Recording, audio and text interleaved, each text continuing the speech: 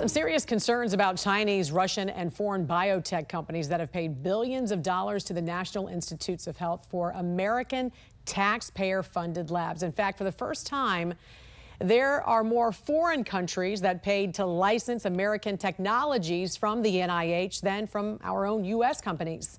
Joining us right now to open the books is the Deputy Policy Public Editor for OpenTheBooks.com, Rachel O'Brien. Good morning to you, Rachel. Great to see you as always.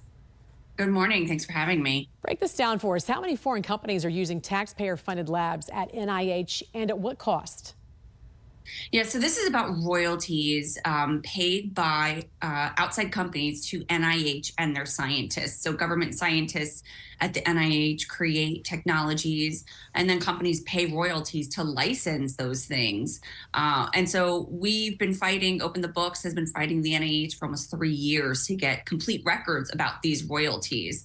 So we now know there's about 1,650 companies that paid $2.7 billion in royalties between 2010 2023, and then went to 2,600 government scientists.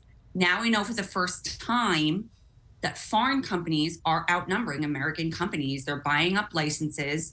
There are 139 foreign licensees versus 102 American ones. And we have a graph on the screen right now showing that the red line right there is the foreign companies that you can see, non-U.S. companies, which is now surpassing the green line that you see there, which are U.S. companies. And you know, Rachel, this is troubling when you factor in national security and the reports of leaked intellectual property. So talk about the conflicts of interest, what this means and why it's allowed.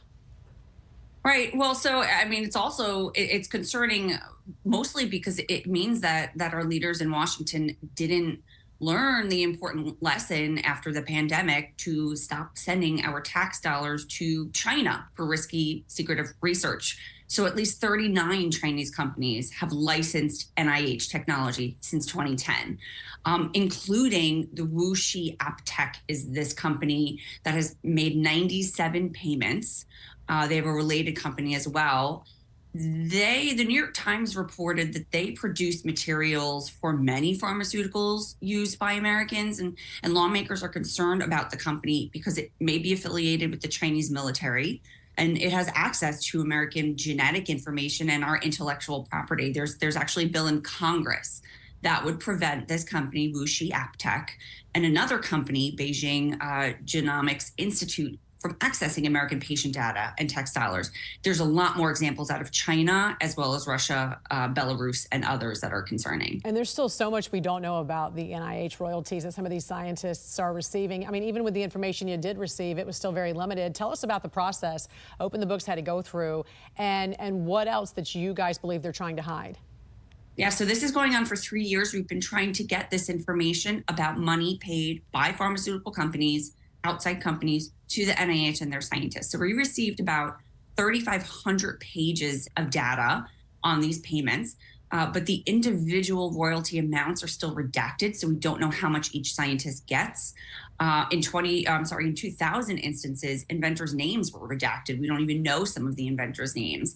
And so this raises questions about the nature of the relationship between those inventors, the NIH, and the licensees. So the good news is that the Senate Homeland Security Committee this year passed the Royalty Transparency Act. That would require scientists to disclose royalty payments, and any entity that applies for grants or contracts, they must disclose any royalty payments that they send to government scientists.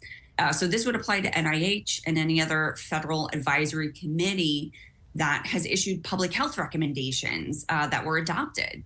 And so this would shine really a much needed light on the intersection between corporate and government funding and influence at the NIH. Yeah. So we're hoping that Congress passes this. We do hope Congress passes this. It seems like a no-brainer. Why wouldn't they pass it is the real question. Well, you know, that's should be an obvious question, right? Why not shine transparency on this? Pharmaceutical companies are very powerful.